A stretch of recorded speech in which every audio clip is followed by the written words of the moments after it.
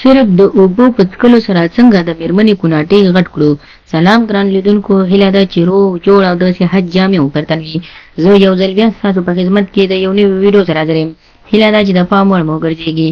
تر هر څه دمخه باید یادونه وکړم، که زموږ چینل مو نه وي سبسکرایب کړی نو زموږ چینل سبسکرایب کړئ او په خوا کې ورسره د ګونګړي نشان ووهئ. مننه. څنګه کولی شو تنه د اوبو په واسطه د میرمنې کوناټۍ غټ کړو؟ لکه څنګه چې په نن وخت زمان کې د اکثره خلکو د غټو پیچوانو یا د غټو کوناټو والا ښځې یا میرمنې خوښېږي، همداراز اکثره خلکو په دې قسمت بیا نه وي برابر.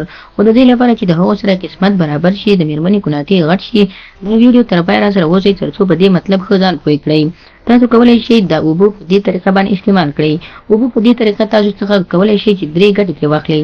لومړی ګټه، هغه خلک چې د معدې تکلیف لري، په سهار کې د سهار له خوا یعنې سهار وختي دوی راپاڅي او 3 ګیلاسه دې تومنې اوبه وڅښي. په دې سره په یو میاشت کې هر څوک د معدې څومره هم غټ یا زیات تکلیف لري، په 3 یا 3 ګیلاسه په څښلو سره د یوې میاشتې په دوران انشاءالله دا تکلیف به ختم شي.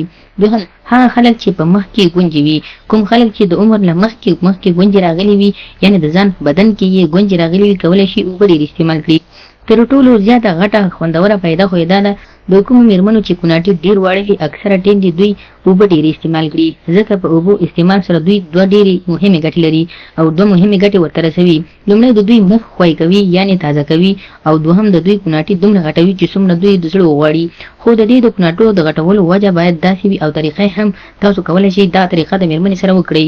د هغه سره تاسو چې کله میرمنې ته د 1 میاشتې یا 2 میاشتې په دوران سره تاسو میرمنې ته تاسو یخې یا هم تومنې اوبه ورکوئ، نو تاسو کولی شئ هر سهار د هغې کوناټۍ د زعفرانو یا د زیتونو تیلو سره مساج کړئ. د 1 یا د 2 میاشتو په دوران سره چې تاسو کله 2 میاشتې تېرې کړئ، خو باید سر په سر تاسو د میرمنې کوناټۍ د زعفرانو یا د زیتونو تیلو سره غوړ کړئ او هر سهار یې مساج کړئ. بیا وګورئ چې د میرمنو په کوناټو کې څومره فرق راځي.